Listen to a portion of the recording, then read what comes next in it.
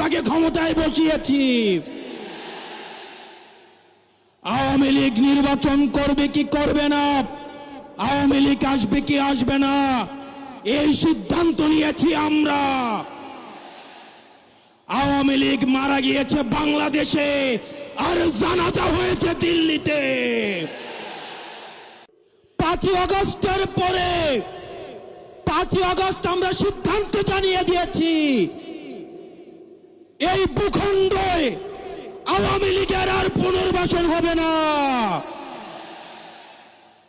যেই আওয়ামী লীগ আমাদের দাড়ি টুপিওয়ালা ভাইদেরকে বাইতুল মুকাররমের সামনে থেকে টেনে টেনে রাস্তায় নামিয়ে এনেছিল, সেই আওয়ামী লীগের আর পুনর্বাসন হবে না।